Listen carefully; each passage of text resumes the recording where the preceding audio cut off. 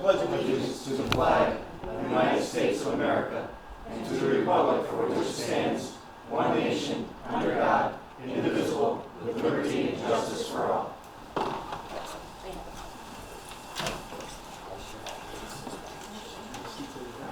Good afternoon, everyone. I'd like to welcome you on behalf of Congresswoman Stefanik. I'm putting this forum together for us. She's been a very staunch advocate in the opioid crisis and a lot of the North Country for us. We can't thank her enough for being here, taking her time, and wanting to listen to everybody. And she's just here to listen to all of us and hear what we have to say, and she's here to help us, and that's a great thing to have her here. We welcome her. So thank you very much, ma'am, for being here. Thank you. Thank you, Sheriff, for the help in putting this together. I also wanted to thank Lewis County Search and Rescue for your partnership in hosting this event. I've had a number of roundtables across the district to work to combat the heroin opioid epidemic that we are facing in the region. These are trends that we're also seeing nationally. And what I've found is that many of our local leaders are really at the forefront of coming up with innovative solutions, whether it's on the treatment side, whether it's on the prevention side, or the perspective from law enforcement. So this is really an opportunity for me to hear from you today and what we can do to help you at the federal level. I did want to highlight a few legislative victories that we've had in Congress. I know oftentimes when people tune in on their TVs, it seems like there's a lot of fighting, but on this issue in particular, there's a lot of bipartisan significant results, and we need to continue making sure that that is the case. So first of all, I recently introduced on a bipartisan basis the Opioid Workforce Act, which provides Medicare support for an additional 1,000 graduate medical school residency positions to train doctors specifically in treating substance abuse. This is important because when we talk about rural communities, one of the challenges we face is the number of healthcare providers and physicians who are trained specifically in substance abuse and addiction. Last year, I also voted in support of the Bipartisan Support for Patients and Communities Act. This was actually signed into law by President Trump, and it was a comprehensive package to combat this epidemic, and it reformed Medicaid and other public health programs. Additionally, Congress passed the Comprehensive Addiction and Recovery Act, CARA, which was landmark legislation that both the House and the Senate worked together that provided over $1 billion of funding, trying to focus on the prevention and treatment side. Additionally, I am part of the Bipartisan Opioid and Heroin Task Force. This is a group of members that comes together on a regular basis that hears testimony from witnesses who are experts in this field, and we're focused on 4 pillars: treatment and recovery, prevention, protecting communities, and fighting fentanyl. So those are some of the updates from Washington. This is the start of my August work period, so I just am coming from Old Forge earlier today. I visited a small business. I'm hitting 10 other counties before the end of this week. But I wanted to thank you for being here. Maybe we can go around the room and people can introduce themselves and then they can kick it off. Sounds good. Sheriff Carpenter, Lewis County Sheriff. Randy Roby, Loudoun Police Chief. Jim Durkish, constituent representative for Senator Griffin. Leanne Mosher, Lewis County District Attorney in Corner. John Pignon, investigator with the Lewis County District Attorney's Office. Ryan Shea, Lewis County Manager. Jenny Jones, Commissioner of Social Services. Pat Fralick, Lewis County Department of Social Services. You can come work for me. Community Services. Michelle Prince, I'm the Chief Operating Officer at Lewis County General Hospital. Marcy Teal, Staff Development Coordinator, RN at Lewis County General Hospital. Cassie Forbes, Coalition Coordinator for the United Prevention Coalition of Lewis County. I'm Kyle Chartrand, the Prevention Coordinator at Mountain View Prevention. Randy Shell, I'm the Town Supervisor in the Town of Loudoun and sort of a dinosaur. I was in probation from 75 to 2011 and saw just the tip or maybe the edge of the trouble. Pass the trouble on to me, Mary Jo. This is my success. Joshua Beck, Chief Operations, Lewis County. Joseph Beagle, Mayor of Village of Loudoun. Larry Dahlhoff, Chair of the Lewis County Board of Legislators. Ken Blankenbush, Assemblyman in the 117th District. Great. I know I gave a brief update on what we're doing at the federal level, but I did want to give Ken an opportunity if you want to highlight what we're doing at the state level, because I know that there's been a lot of work done in New York. Well, we you know, we took our lead on a lot of on the law enforcement side from our DAs and from our sheriff's department on changing the law, for example, of what was happening before is that people who were selling the drugs would claim that they're addicts, and they would immediately go through an addiction center, and they were out in a day or two. And we changed that law to if they have so much drugs on them that immediately allows the law enforcement officers and DA to charge the dealers as a dealer rather than an addict. I don't know exactly how that's going so far, but that was one of the things. The prevention side, we're trying to move when someone goes into prevention, and we're trying to extend the days for our medical insurance so that we keep people in who are trying to recover from addiction as a longer period of time. I think we've worked that out. So those are the things that we're trying to do on the state level. Great. I know the sheriff has put in a lot of thought into the subjects you wanted to bring up today. So maybe I turn it over to you to give a law enforcement perspective, and then we can hear from the DA. Certainly. When I first took office in 2012, we recognized that we did have a drug and narcotics problem within our community. We attempted for several years to try to combat that, going at it from a law enforcement perspective by enforcement. Finally, about just a little under 2 years ago, we put together the Lewis County Drug Task Force, the members from our department, the village agency, and then we, along with the district attorney's office, combined that together. And now it's been I want to say a solid, very busy task force together, and it's been fantastic. I can't enough tell the people involved what a great job they do out there, especially the dangers that are involved. At the level now where it used to be just at times, we had marijuana or we had cocaine, but now they're with the heroin and things like that, they're mixing in the fentanyl, and that of course is a great concern. The fentanyl, not only is it deadly to the people that use it, it's also deadly to our police officers that are out there in the street trying to take it off the streets. So it's quite a task. I think we're doing well at it, and it's been great, like I say, collaboration again with the village and the district attorney's office to be able to have a team that's been as dedicated and strong in enforcing that. So. Great. I absolutely agree with what Sheriff Carbonelli has said. I think we've made significant progress. It's hard in the world of drug enforcement to say that you've made a large chunk out of that, because I think it's existed forever and is always going to exist, sadly. I think we need to keep going in that area, and I'll have my DA investigator, John Pignon, who's worked in that field for probably 30 years. He was a former senior investigator with CNET out of the New York State Police, so he really has a great grasp on what we're dealing with. Over the last probably 5 years in particular, we have seen a significant increase with the one-pot method of manufacturing. That has probably been the largest. We've also seen an increase of a myriad of drugs, kind of a rise and fall, and I'll let John Pignon speak to that. What I've seen from the prosecution side is a little frustrating kind of on the Department of Corrections side with the Willard program. And that's, I'm not speaking for all district attorneys, I'll certainly say that right up front. I'm kind of speaking to it from my perspective. When they're Willard eligible, they go directly into that program. A lot of them are receiving federal relief if they're not directly into that program within a specific number of days, and then they're going out. It's only a 90-day program. If they, for a lot of the addictions that they are going in with, I don't believe that that's, in all honesty, a long enough time, and then they're out.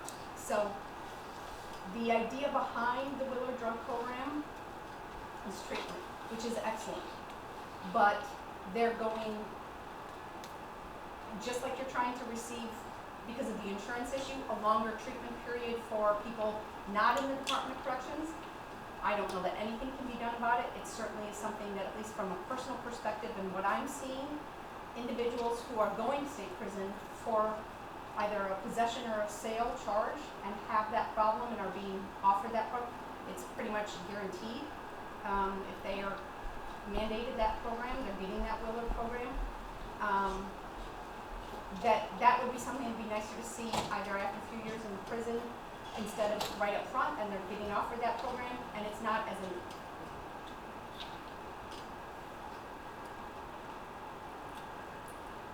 almost when they're out program, but it's that last 90 days. And I don't think they're really being afforded the opportunity to make that change in their life because they're out so fast.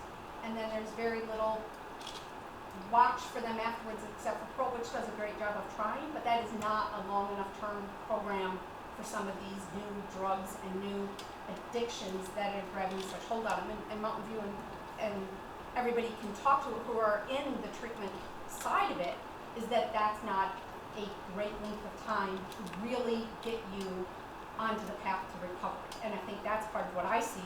So then I'm seeing recidivism a lot with people who come out of the Willard program. And so that's frustrating for me on my end. And I don't know that that's going to necessarily change in my end of my career, but that would be something that I would like to be seen, is to give them an opportunity to really make a change and a difference for them. But I'll let John speak about the current trends that we're seeing. Absolutely, especially because, John, you've been working in this field for decades. So I'd love to hear from you about the trends. And then I want to touch on the treatment issues that were raised by some of the others who are active in that space. Okay, to start out, I had 31 years, a little over 31 years in the state police. I retired as a senior investigator in the CNIT. So again, I was exposed to central New York, Lewis County, Jefferson County, surrounding county basically. Again, the trend with meth and opiates, we're covered. Everybody can attest to that. Again, when Ian called me after I retired and said, could you come back and kind of help out? There was a lot of new challenges for Lewis County because Lewis County didn't have, wasn't really set up to have a task force like this. We had to start from scratch. We needed cars, we needed an office, we needed everything. So that's been a challenge to start out with. We partnered up. Ironically, we're working closely with the state police, the unit I used to supervise. They're coming in and helping us out. Unfortunately, the state cut them back. That's a huge loss for law enforcement as a whole because, again, the shift is the governor's shuffling troopers down in New York City and cutting task force people up locally.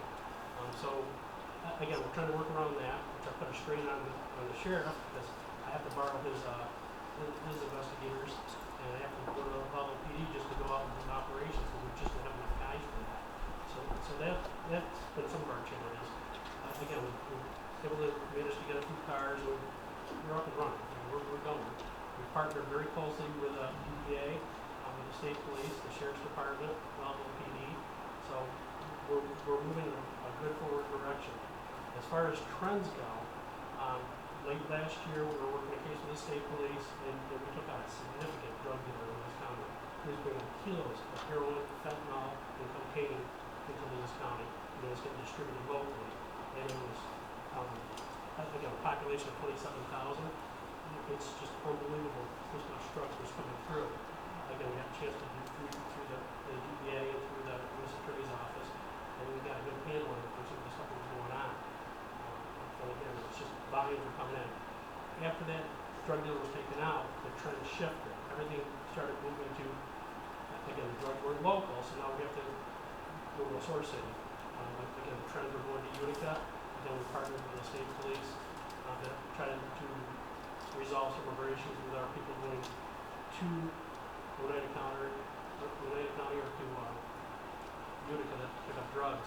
And we've been pretty successful with that. And again, we'll touch on some of the stuff that we're doing proactively as far as overdoses and stuff like that. But then, we were targeting that, and we've actually dropped the number of overdoses in the county significantly. As a matter of fact, I think we've had one in the last couple of months. Fatal overdoses. As a result of taking out some significant drug dealers out of another county. So even though we're assigned here, we're working our cases here, our cases are taking us out of the county, and we have to partner with somebody that has jurisdiction, which again, the state police and the DEA has been So again, the trend is we're going out. And another trend that we're seeing as we're buying the drugs, we're finding heroin's often mixed with fentanyl. One of the bags we actually purchased was it was heroin, fentanyl, and tramadol. Again, all opioid products that were mixed together. And again, it's just a deadly combination. If somebody had used that, there's a good chance they would overdose. Another case where the sheriff department did a stop, and again, it was cooperation with the state police and the joint investigation. And when the drugs came into the county, we stopped and we recovered like 7 grams of pure fentanyl. And the person that was actually buying this stuff thought he was buying heroin.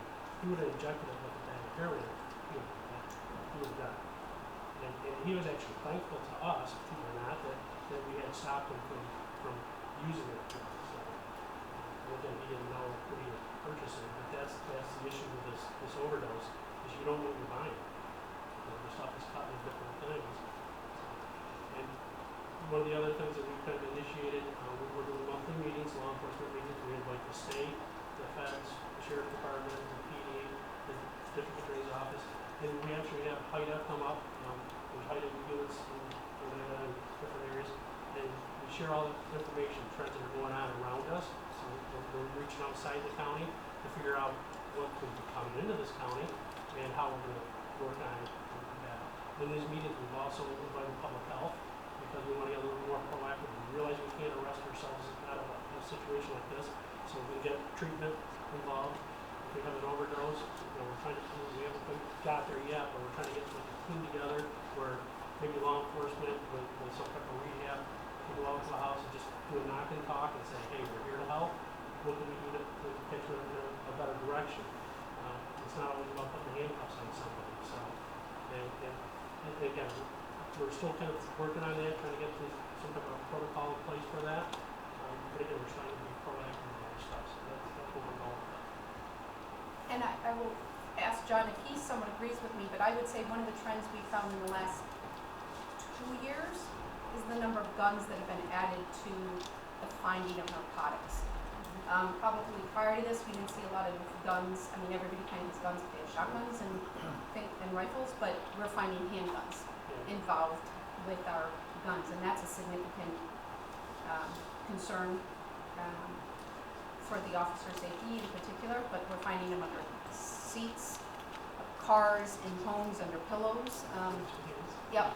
This weekend we had that arrest. So obviously, everyone's innocent until proven guilty, but yes, I mean, we're finding that as a trend, and that's obviously the trends from anything that you see in a larger city is going to trend downward to our rural areas in just in times, and that's coming and is now has arrived here, and that's a significant concern when we start seeing handguns with drugs, and that's not a surprise really, but that's not a trend I want to see here.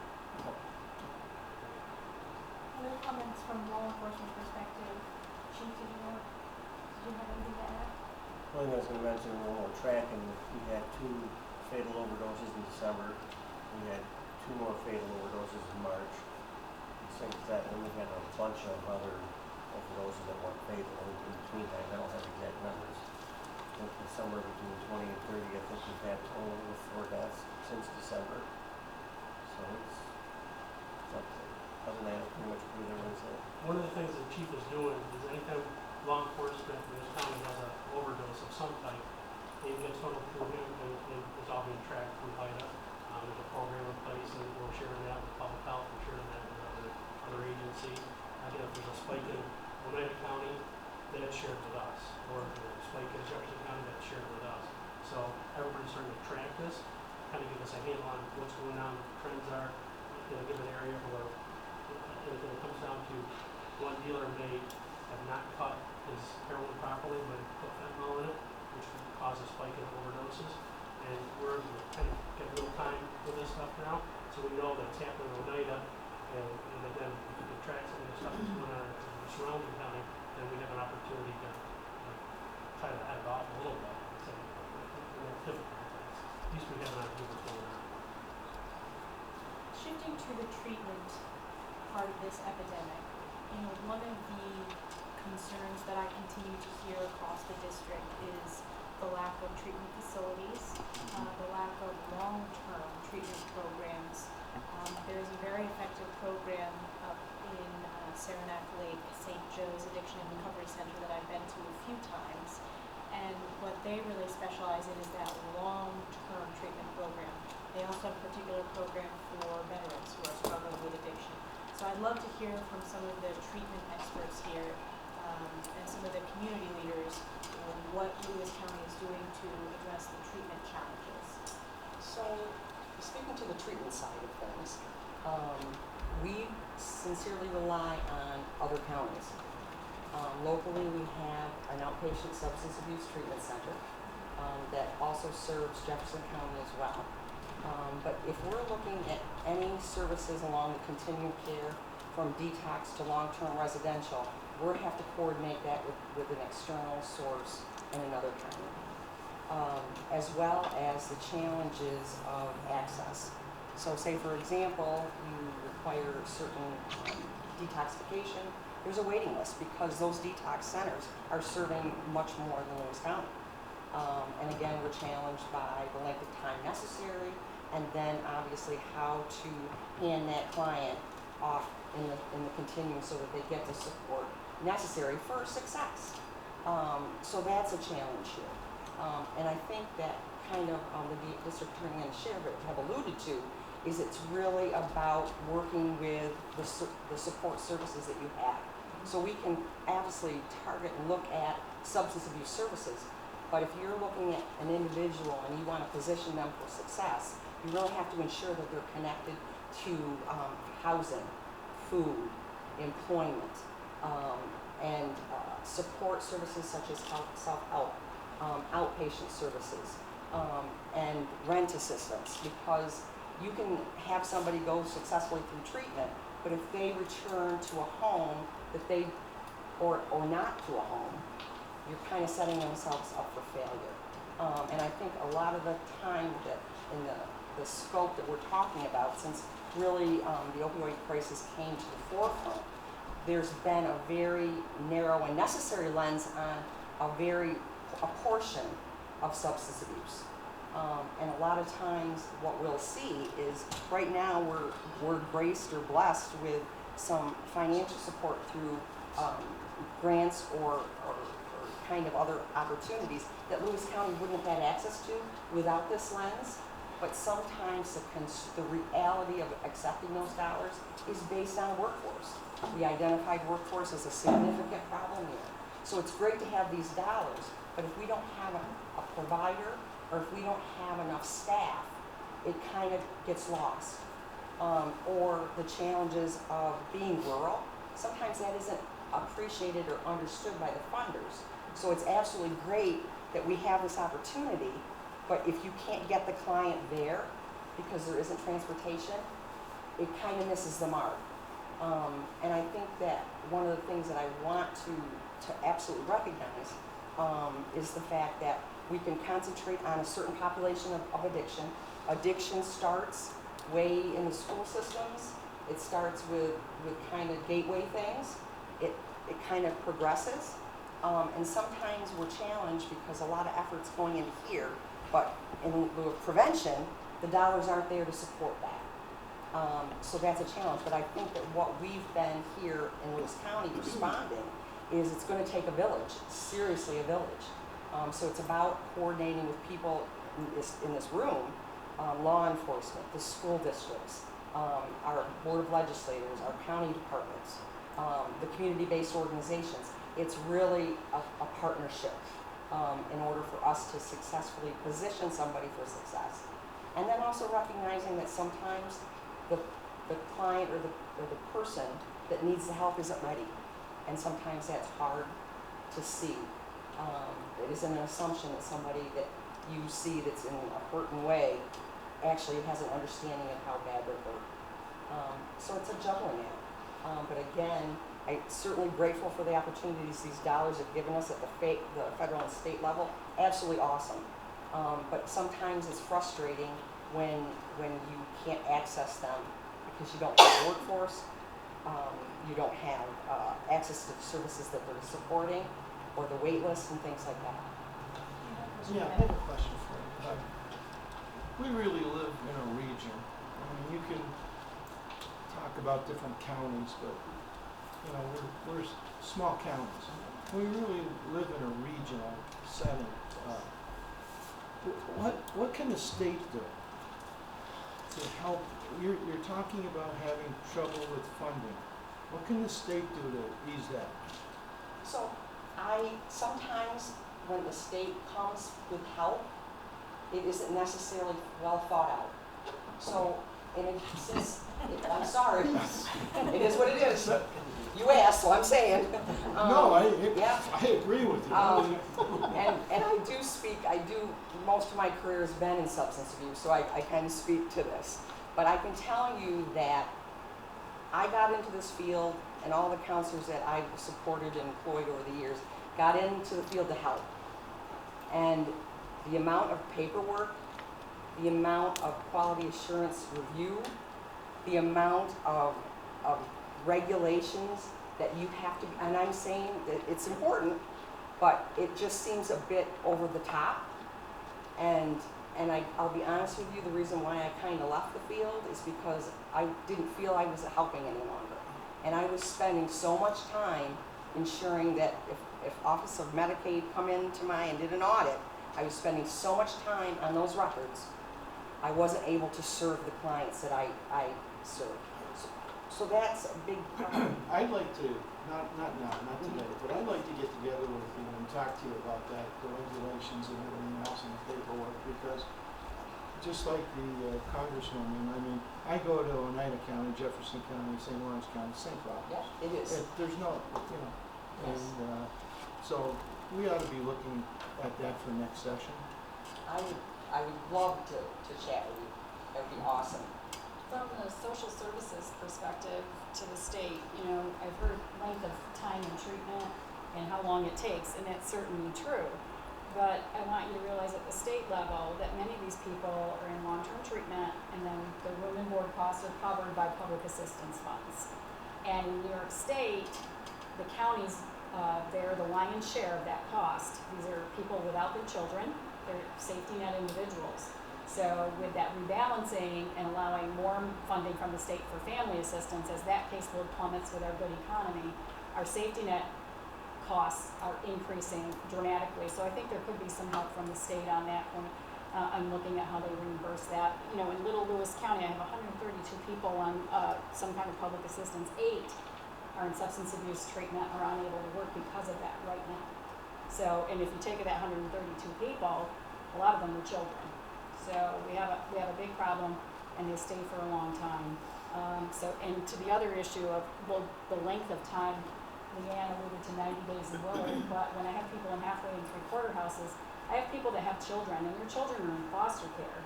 So the real human factor and what's happening to these children as their parents are using, going into Willard, coming back out, going in again, we're terminating rights on a number of parents because they cannot stop the addiction and the timelines that we are allowed for families. It's not fair to the children, it's not fair to the adults, it's not fair to the foster parents at all. But you know, the length of time is just increasing and increasing and increasing. I'm looking at 3 kids within the next month to terminate their parental rights in Little Lewis County. If I could just Drug addiction. piggyback off another comment from yourself and Senator Blankenbush about the state, and it's very contradictory to the people who are addicts when you have an administration down in Albany that's pushing for legalization of marijuana, a gateway drug into this crisis that we have. When funding's being given to start up businesses for legal recreational use of marijuana, and it's a very disturbing message to be sent to our young people that are in high school and a little bit younger. You know, they have their political officials saying, yeah, we want to legalize it so you can try it, see how it is, and then you become addicted to something because you started out with marijuana. It's double talk, and this is where they get caught in the middle of it with the funding and trying to get the monies that are available in the right places instead of in this advertising for recreational use or legalization. I think today, the governor is signing the deed. Yes. Criminalizing the marijuana. John, I hate to keep going. John, when you're talking about the drugs with being laced with different, fentanyl and so forth. My understanding is so is marijuana. I haven't seen it in this county. Again, looking at the trends around the state, we're getting bulletins on it. Be aware of that. So again, for law enforcement. Because, I think sometimes the people I grew up in the 60s, but there is a big difference between marijuana in the 60s and now today. Yes. And I don't think sometimes people, when I'm in Albany and we're debating that bill, which they dropped, and they're going to bring it back up next session. I think that it's not the same, and it's something that when you talk about a gateway drug, I think it truly is. Other feedback on that from some of the recovering addicts? I remember meeting with an advocate in Warren County, and she told me her very challenging story with addiction. And she's in recovery, but her gateway drug was utilizing marijuana at a young age. And she shared that personal story, which to me was very powerful to hear the negative impact and how she's had to really claw her way out of this horrible disease of addiction. I mean, essentially, you're looking at somebody that doesn't like how they feel, all right? And they're going to consume something to change how they feel. And people kind of have different genetic makeup, predisposition to problems going down the road. And then, obviously, when you tie into somebody that's developing, as an adolescent, physically and mentally, they're developing, and you're introducing an external substance. It starts the pattern. That person is looking to feel better than they did. And I think that, as the sheriff had indicated, by legalizing marijuana, it kind of gives the okay green light, just as alcohol. And people don't know what they're getting today because it's not the marijuana. And it does progress. And it goes forward. They don't develop, they continue to use, they're continuing to look for that high. They're looking for a better high, and it can obviously juncture out into alcohol, marijuana, methamphetamines, opiates. Each one of them acts differently on the brain. And again, it's that person looking for that, I just want to feel different. And when I use this much, this is how I felt, it doesn't do it for me anymore, I need to consume more, or I need to mix things up and get that better high. So it absolutely, in the 35 years, and prevention can certainly speak to this, whether you're initially looking at nicotine, alcohol, cleaning fluids, huffing gas, whatever's available. And I think when we talk about our region or our county, we complicate that with a population that doesn't have other ways to make them feel better, whether it be exercise or good, clean fun. There's a lot of poverty here. There's a lot going on here that predisposes somebody to take it beyond that tasting of the beer at the dance. And it's different today, so you're really at risk. Let's get the prevention perspective and some of I know the UP Coalition is very active. I'd love to hear from you, Cassie. Thanks for inviting us here today, actually. It's really great to sit at the table here and be we're on the fluffier end of things, I would say. I get to go in and do a great job of bringing in a mega brain to the Lewis County Fair and have people walk through it and talk about how teenage brain development deals with those issues and how we can start to work on our kids. But I will say that looking at our county's numbers, we did a PNA, a prevention needs assessment of our kids, ages 6th, 8th, 10th, and 12th grade total. And your top three are alcohol at 15.9% of the 906 students said that they had tried alcohol within the past 30 days. This was given in September, right off of summer break vacation. Your second was e-cigarettes at 12.3%. So e-cigs are right up there. And then marijuana at 5.9. So 5.9% of our 906 students that were surveyed were saying that in the past 30 days that they had done and had some sort of marijuana. And what ages were these? They were given in the 6th grade, 8th grade, 10th grade, and 12th grade. And the thing that we can speak to for all of the 5 school districts is that our kids are very honest and they're open and they'll answer a 100 survey questionnaire and will tell you exactly what's going on. In some of our key focus groups In some of our one-on-ones with kids, this is exactly what they're saying, that they're starting with these 3 things first. Before, I mean, even when we're here for opioids today, sedatives are only at 0.5, and I say only, but with 0.5% of that 900 students surveyed, 0.5% of inhalant, 0.5% of our kids in inhalants, heroin, 0.1%. So we're not looking at these things being a trouble in that 12 to 17 population that the UP Coalition deals with. We have a drug-free communities grant, so we thank you and CADCA for that. It's been interesting to be a part of this, and speaking to the regionality part of things, Assemblyman Brankenbush, while I see the necessity for such an area, when you have agencies that come in and provide things for only a certain amount of time, or have waiting lists here in Lewis County that can be 3 to 5 to 8 months long just to get mental health services and things, that becomes an issue. That's one thing I'll speak to about the coalition, is that we can provide grassroots. We are funded with $125,000 annually by the federal government that is specific to Lewis County in general. So I run from Harrisville all the way to Port Lyden. We have meetings at different places throughout the county depending on, we make tons of different preventative initiatives to kind of educate our parents, to talk in the schools, to talk to students, and to do one-on-one trainings that they do at the prevention level at Mountain View. That can't be done at a regional level. These kids have to be reached here in our county, and it starts with that, I do believe. So we have a lot of work to do, but it's fun to see my end of things that hopefully, I mean, we're never going to see what prevention does in that sense, because the whole reason is to prevent it. So we don't get to see some of the other end, but I do see the trends as well in school. And from Mountain View's perspective, you guys are in the prevention space. Talk about that program. Yes, and one of the biggest things that we do is we are in a lot of the different school districts, and I think sometimes what gets really lost in the fold is that this not only affects the user, but the entire family. And we see a lot of students whose parents are addicts, okay, who have been arrested, who are incarcerated, who get kicked out of their house because they'd rather spend their money on drugs as compared to rent. So that is the end that we deal with as far as prevention goes, is education. Like Cassie just said, you know, we do a lot of different evidence-based programs to try to educate not only the students but also the public.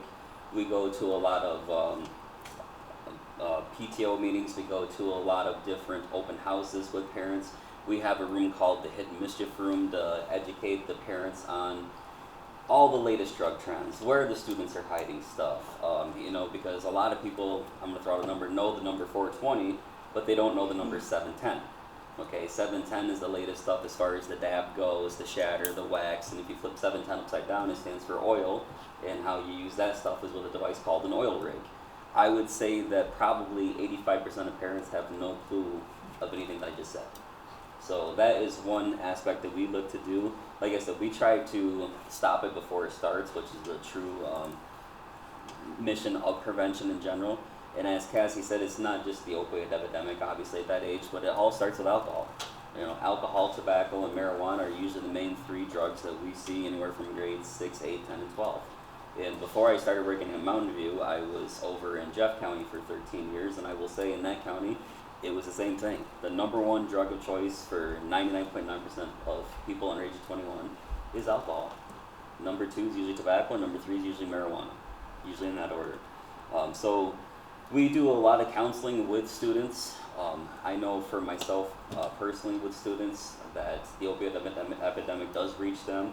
Like I said, usually through their parents. However, sometimes it is them using just as well too, and a lot of times, let's be honest, mom and dad model the behavior that the kids are going to do, for better, for worse. So, and another mission that we do is we try to plug them into all the different types of resources that we can think of. You know, anything that can help them out, as, you know, anywhere from educational to drug use to anything and everything that can bring help to their situation, more awareness to any situation is what we try to do.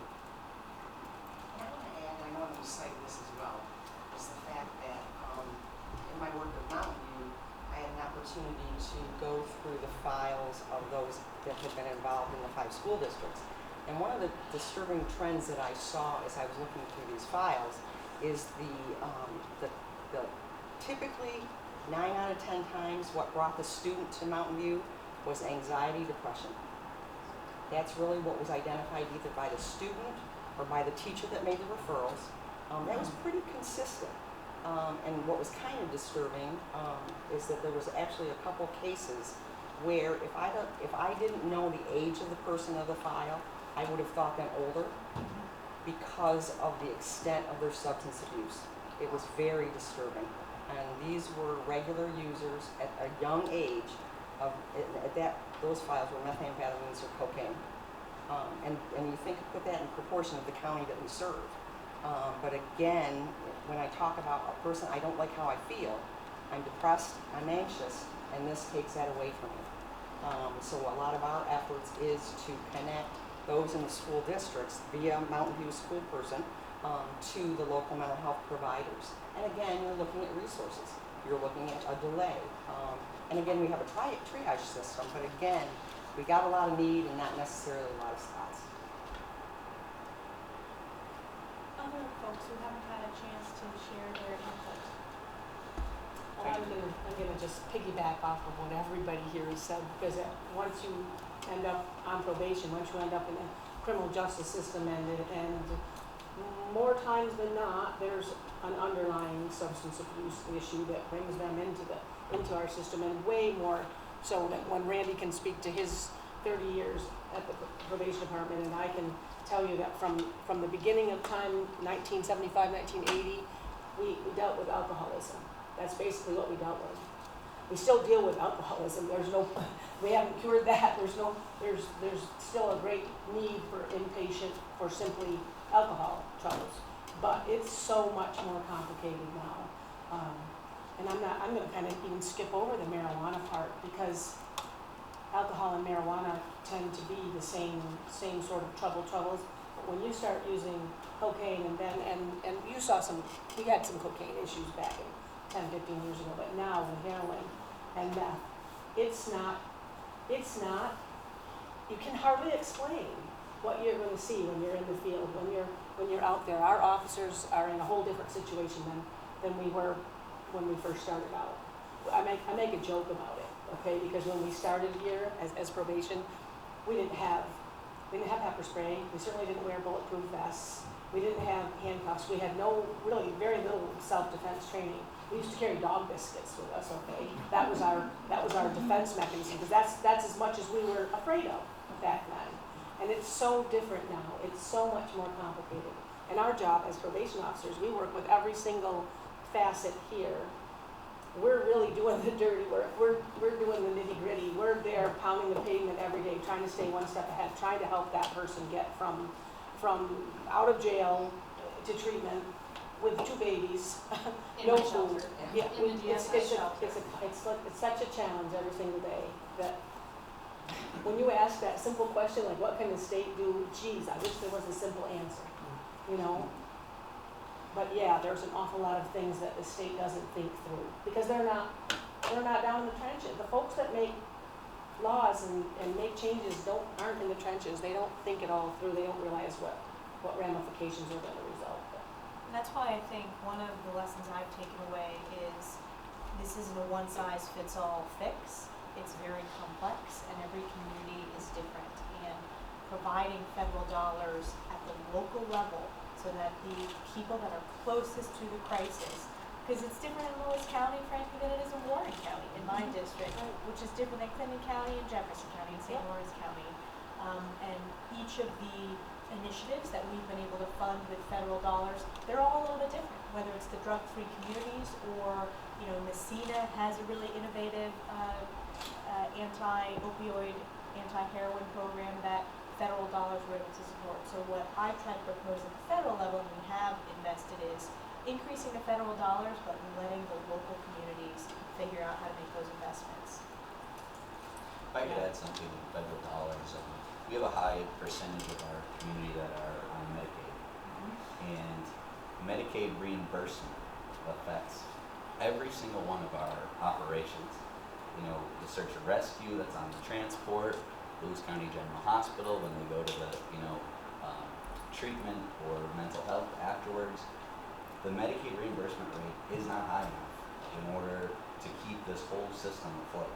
So what we end up doing are getting grants to plug little holes here and there, when if we just had a legitimate reimbursement rate for all these programs, across the board, rather than Lewis County Search and Rescue losing money on every transport, and our, we don't have mental health at Lewis County General Hospital because it probably wouldn't be financially feasible to do that, because most of the people walking through the door are on Medicaid, and the cost to provide the service is not covered by what we get reimbursed through the federal and state government. And in New York, I know I'm advocating for something that's even going to cost the county more money because we have to pay part of the Medicaid. But just simply increasing that amount would help the whole system function better without having all of our little non-for-profits and agencies, kind of always scraping the bottom of the barrel.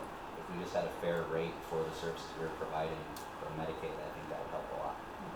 Yeah, the Medicaid challenge, from the state level, New York is at such a disadvantage because the way we run the state portion of Medicaid, we spend more on Medicaid than any other state, but it doesn't actually go to the provider. It's a very dysfunctional program in New York. We also put it on the county taxpayers. We're one of the only states in the nation to do that. So I've advocated for making sure New York gets its act together when it comes to the implementation of Medicaid dollars. And I know that's something you've focused on for a long time. There's rampant fraud in terms of Medicaid claims, and it's a real problem in New York. $52 million a year, something like that, for fraud. Question is, they know how much it is, why don't we fix it? Yeah. But Ryan, again, you can go to every county that I talk to, and it's the same thing. It's the reimbursement rate that's really hurting. So, It's going to hurt our budget if it goes up, but it's something that all these little agencies depend on. Such a high percentage of these people walking through the doors of these agencies are all Medicaid reimbursable. And if it's not enough to cover the expenses, then it's not really working for everybody. That may be the biggest payer at Lewis County General. Oh, Medicaid? yeah. Medicaid is far. the largest payer. Medicaid, and I'm sure Medicare is Medicare. there. And that's the case for a lot of hospitals in this district, and the lack of, same issue for Medicare. The reimbursement rate is so much lower, it makes it harder and harder for hospitals to continue to stay afloat, and we all want to make sure that we have local hospitals that are helping our communities. Other comments? On an EMS standpoint, what Brian's speaking to is absolutely true. As it's harder and harder every day to put a rig out the door. And when you speak to opiates, that's a significant user of resources. And a lot of these, it's a variety. So what I've heard here today, we see a bit of everything. People are trying to get away from the problem. One of those problems, whether it be poverty, whether it be just life in general, they're trying to get away from it. So they look for something to make them feel better. I think in the number of overdoses that I personally have run, and every single one of them, I had that conversation because I want to learn something from every single one. Why? What is it that does it? Number one, the biggest thing is they want to get away. They want to feel good. That's it. They trust their dealers. It's unbelievable how much they trust them. Can you prove what you're taking is okay? No, but I get it from the same one, it's okay. They trust them. I can't believe it. It was a young girl I talked to, she was in her 20s. She had 3 babies. And she thought I had 3 heads because I challenged whether her heroin was good or not. But that's what it is. They also perpetuate it. As you said, you get it mixed with tramadol. You get it mixed with fentanyl. Fentanyl's a big one. But they're mixing it with alcohol. They're finding that especially these longtime users, that they've used heroin for so long, it just doesn't give them what they want, so they drink a bunch of alcohol with it. It perpetuates it, and next thing you know, they're overdosing. And opiates are only one side. They're mixing. And extremely dangerous to the providers and the police officers that go out and do this. You may have a heroin. We had a BLS crew go out on a heroin overdose, gave BLS Narcan. There was an underlying drug under there. It was cocaine. So he had done cocaine, hit himself with the heroin put him down. They come in, hit him with Narcan, blocked that heroin, the cocaine took him right back to the roof again. Then he was swinging. You don't know what you're gonna get. It's a mix. So these people in Medicaid's a big one. We can go full circle because we have to pay providers that are gonna go out in this environment. And usually not the most friendly environment to be in. And we're paying people minimal amounts of money to go in here unarmed and try to bring these deal with these drug addictions. And it's scary. It really is. Pat mentioned workforce. It's a huge problem for us because we cannot afford, these little agencies and clinics can't afford to pay people a living wage to do this job. You have to have extensive training, you have to have bachelor's degrees to be a counselor, and again, the Medicaid reimbursement rate isn't high enough that they can afford to pay these people, so we can't keep a steady workforce, on top of this issue. It's a big problem. In regards to the opiate side, I worry that it's masked as well because now we have Narcan out in the community. So how many of these overdoses don't we hear about? Or don't we see anymore? Which is, on our side, great. We're not having to deal with it. But is it a true representation of how much of that opiate is in our communities? Are we safer now? You talk about, you hear about these safe houses for opiates where we can go and people take these drugs and there's somebody there to give them Narcan if they overdose because it's a safe environment. It's my understanding when they get out of Willard, they give them Narcan. Yeah, see, exactly. So we don't, and we've been on these. I've been to places where it's crazy some of the treatments that people think they can do, whether it's ice, cold showers, things like that, but then all of a sudden a 4 milligram Narcan that they can get over the counter they're given to bang up the nose, and a lot of times we won't see it. Well, I work, in child protection services, and when we're starting to talk to parents about how are you safely going to use your heroin, Yep. where are your kids going to be when you're going to decide to shoot today, what are you going to do? Where's your kids going to be, and what's the safety plan for your children? Just think about that context. My employees go out, we're quasi-social workers, we're not really social workers, we're not, treatment providers or anything like that. We don't have handcuffs, we don't have vests, we don't have pepper spray, we don't have any of that, but I'm gonna go talk to you about what's going on with your kids today and are they safe with you? Not a very comfortable conversation, so just like you, law enforcement and everybody else, we don't know what we're walking into, whether it's the meth lab or whatever it may be. And these people need to understand that 4 milligrams of Narcan, if they get a full shot of that fentanyl, it ain't gonna do them any good. You get a dab of carfentanil if it happens to make it this way. We don't have enough Narcan in all of our rates to deal with that, and they trust their dealers. That's If I could just one second, here I've been in this over 30 years now in law enforcement. A lot of it I spent in narcotics in the city of Rochester. During my entire career, and I hear from the social side of it, what you hear right now is that the people are desperate. They don't deal, they don't cope. It comes down to one thing: it's a lack of morality, or the lack of feeling good about oneself. Where does that break down?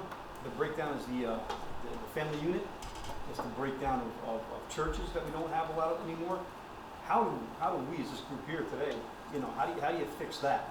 I don't know, but we have to obviously keep trying. But it comes down to the thing you say that the people want to feel good about themselves. You have to have a good moral standard to feel good about yourself. So how do we fix that? It's a difficult task right there. It's very frightening for the hospital staff too, when, the ambulance brings these people in, to the point where they want security, they would like a police officer on site, but again, we can't really afford that all the time, but the doctors and the nurses and the ancillary staff are very frightened when some of these individuals are brought in. Well, did you have a situation, I think, where we had an incident where someone reached for an officer's weapon? So that causes some issues that I know we still have to talk to at some point. But that becomes a dangerous situation. So, it's definitely, like you say, it's not the marijuana. This goes back to it's not the marijuana of the '60s. It's not the drugs of the '60s. It's not a universal solution. It's not a universal solution for any county or any region. But it's a matter of these conversations are what's going to help to figure it out, and for like the village mayor, and, you know, the town supervisor, it affects how they go about drawing businesses to their community. I mean, this is a foundational problem for the board of legislators, for the county manager. I mean, this is a foundational problem because for a small community, we have had horrible statistics for one of the smallest counties in New York State. We were the highest in overdose deaths, I think 2017 across the state.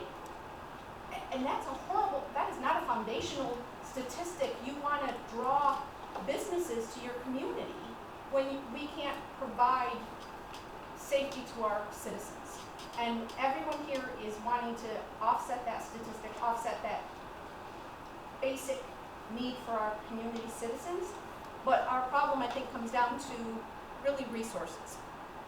Is we can't pay living wages, and we don't have the resources to bring it in. We don't have even the people to be able to bring it in. And that's foundationally where we need help from both the federal government and the state government to be able to help our local legislation to be able to make changes so that we can begin to be on the rise of changes in Lewis County in order to do that. Because we can begin to educate our way out of it, we can begin to rehabilitate our way out of it, because we have always said from the beginning, we can't prosecute our way out of it, but there are people who need to be prosecuted. I mean, it's as simple as that, no different than any other crime, but our crime really is probably 85 to 90% with an underlying drug or alcohol addiction to it, while 80% of it right now is probably solely drug related, based upon our numbers, with the rest of it being somewhat with the basis of it. Our crime statistics in terms of petty larcenies and larcenies for our businesses are going up. Some of them are out and outright stealing the ingredients for methamphetamine manufacturing materials. So this is a problem that we have to handle on this side, but if we don't give assistance and help to rehabilitate and stop this, we're in a trend that is really a devastating community building trend, and that's not good. I see that as historic. When Mary Jo mentioned alcohol and marijuana back when we first started it, we didn't do a pre-sentence report or have individuals before us. Probably 75 to 80% of them had an underlying alcohol or substance abuse history or some use. In not that they were charged with substance abuse crimes, but it was an underlying factor in that. And I can speak to the sheriff a little bit and more philosophical than anything else. When we got into a home, it was very rare that we were the first county or public agency that went to a home where there were problems. I think getting into the criminal justice system was one of the last steps that happened to a family. I think a lot of times social services, mental health had been there, the public health nurse had been there, a litany of people have been involved in not only the school, but all the way up through, and we were maybe the last chance that the community had or the county had to deal locally with that person. And I took it personally as a failure whenever we had to recommend at the end of a pre-sentence report that this person or this family or this person especially has frustrated us locally, we're recommending state prison for them, because I don't believe anybody, and I still don't believe anybody comes back from state prison any better than we send them. And we were sending people to prison back then that if they did what we had found them guilty of here in Lewis County in Syracuse, they'd get a slap on the wrist and be walking the streets. But it was so antithetical to what we thought the community should have that we had to get rid of them. But it really was a failure, I think, on the whole county's part. Whenever we sent someone to state's prison, we used to have severe overcrowding problems at the jail. I don't think we do anymore. Not now. But not yet. that was driven by alcohol and substance abuse and waiting lists. There'd be people there that didn't belong in jail. They belonged in treatment somewhere, but we were paying some other county to take care of them, and we'd have deputies on the road transporting those people back and forth when they could be working in law enforcement. So it's, you know, it's a systemic problem, and there's no one agency that's going to solve it. It's going to take everyone, and you have to, you know, bore down and try to. I think we cooperate a lot more than we used to. You know, it was very rare. No, really, way back in the beginning of today's session, when the sheriff talked about the task force and John, all of the, there's so much more cooperation now, and everybody needs to work together, and because we know what's going on in somebody's house where you might not know, so it's really great that we can communicate about where the issues are and keep that communication going. I had convinced one sheriff once I could log into his officer's computer, or they reported every incident. So every morning I'd go into the office and I'd look and see which homes they had reported to that night, because nowhere else would we get that information. We would send a list of our caseload to the sheriff's department, and I could log into the sheriff's department's complaint reports, and we could, you know, work back and forth and see, let you be aware of who we were dealing with and make us aware of what's going on in the neighborhood, or if one of our kids was in a car with someone that got arrested. So that was great, but it ended with the election of a new sheriff, and so there's, you know, a lot of those things should be perpetuated, I think. Well, thank you everyone for being here today. As many of you articulated, making sure that we're sharing information and working together is critically important, from the town and village perspective to the county, to the state, to the federal level. You know, I want to continue to be a resource for federal dollars, so if there are grant opportunities, we've worked with a number of advocacy organizations and municipalities across the district to apply for federal grant dollars, whether it's prevention, treatment, or other facets of this crisis. I want to thank local law enforcement and the county law enforcement for everything you do and your help in putting this together. And I'm here to work for you, so do not hesitate to get in touch with my office. Like I said, we're just very thankful that you came and put a forum on, that we can all get together and have this discussion. Hopefully from that, which it always seems to be every time we do have one, there is a lot of good that comes out of it. There's a lot of cooperation. And hopefully the other thing we look at is the funding. We need the funding. Bottom line is we need it in our budgets. So. Thank you. And Ken? Yeah. Again, thank you for being here. I know you're a little busy, but thanks for being in the district. I just want to let you know that, and I think the sheriff was at the round table I had in Carthage, what was that, 2 years ago? Yes, sir. We did 13 of these kind of things around the state of New York, in different areas of the state, from Long Island up to Buffalo. We put a comprehensive report together on what everybody, from recovery to law enforcement to, you know, treatment. We put a comprehensive report together to present to the governor. That didn't move very far. And if you read that report, we put in with almost on what we're talking about today. Now, that doesn't mean that we're not giving up on that, but we're going to have to keep plugging down there and get some of the dollars. We have a $159 billion budget in the state of New York. We spend more money on Medicaid, and we spend more money on education, and we spend more, but, you know, it puzzles me for 9 years down there on where we spend that money. And I think it's just misuse of funds. I think that we spend money in areas that are not important to what the people in the North Country want money spent on. And, you know, we're just going to have to keep plugging away at it. And I appreciate you coming, and I'll just keep on plugging down in Albany. One other question I have for John, just quick. When you talked about the drug task force, and you said that they took away manpower, was that a... We have a limited manpower, as I'm saying. I think it's the state police. You mean the state police? State police, I'm talking about state police. They scaled back. I can tell you that there's, again, I was in the unit as a supervisor. They actually had 50% less supervisors they cover this area now. They moved it downstate, right? They're pushing, there's 500 troopers down in New York City, and there's 35,000 guys down there. So the question is, was that a budgetary item or was that a, It's just a shuffle of personnel. Reallocation of assets. Right. There's by 30%. by the state police? Yes. So Alright. there's 30% less investigators, narcotics investigators working in this area right now. Okay, thank you. Thank you, everybody.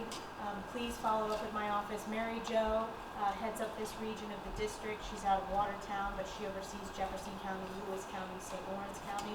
So she is a great resource. I'm sure many of you have worked with her before. So thank you. Thanks very much. Yep.